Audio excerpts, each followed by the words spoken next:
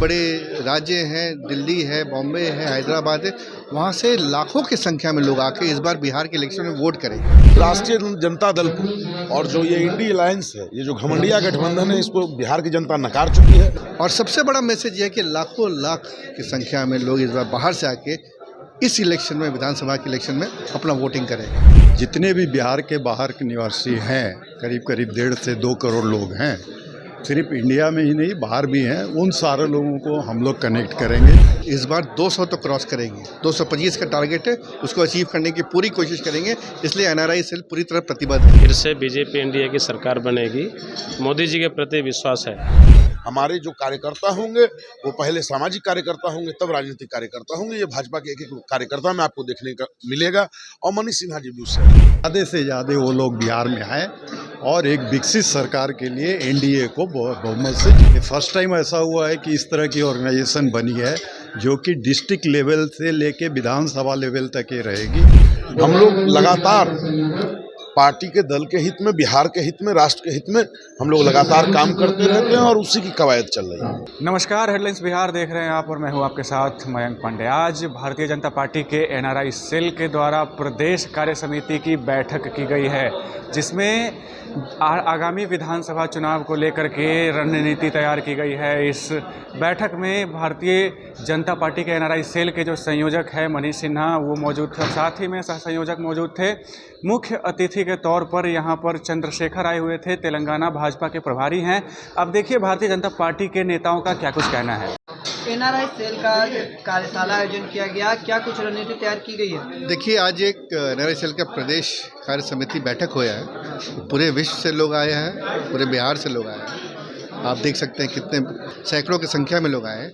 और एक बहुत बड़ा मैसेज ये है कि इस बार बिहार के जो प्रवासी बिहारी है, बाहर से आकर, विदेश से आकर, दूसरे राज्य से आकर, जो बड़े बड़े राज्य हैं, दिल्ली है, बॉम्बे है, हैदराबाद है, वहाँ से लाखों की संख्या में लोग आके इस बार बिहार के इलेक्शन में वोट करेंगे।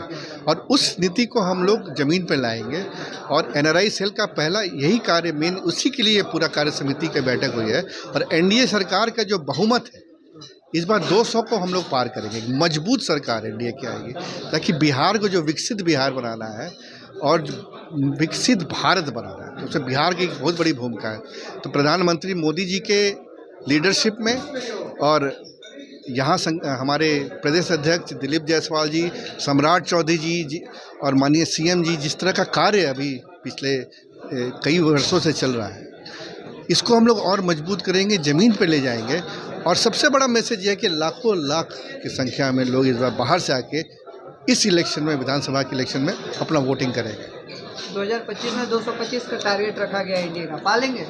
मुझे पूरा का पूरा विश्वास है कि हम लोग इस बार 200 तो क्रॉस करेंगे। 225 का टारगेट है, उसको अचीव करने की पूरी कोशिश करेंगे।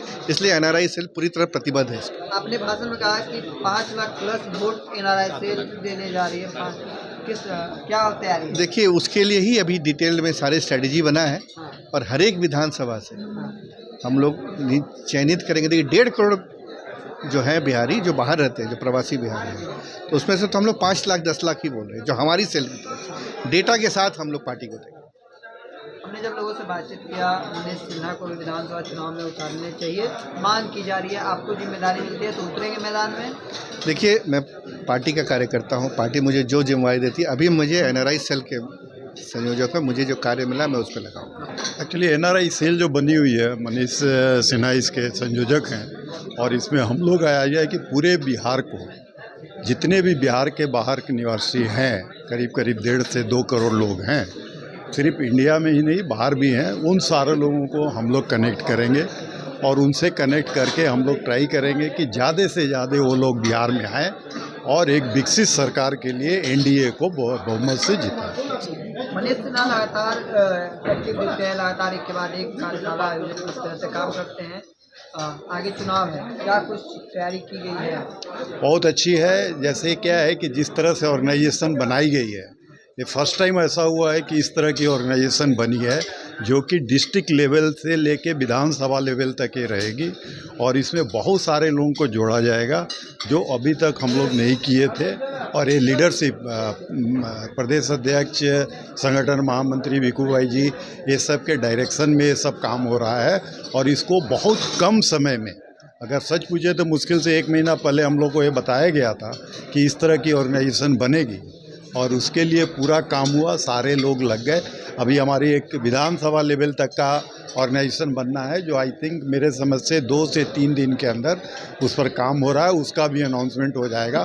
तो हम लोग ग्रास रूट लेवल तक, जो सक्रिय केंद्र और मंडल तक की बात होती है, हमारे NRI सेल वहाँ तक पहुँचेंगे और सारे लोगों से कनेक्ट करेंगे। मनीष सिन्हा जी को टिकट मिलना चाहिए। बहुत बहुत बधाई।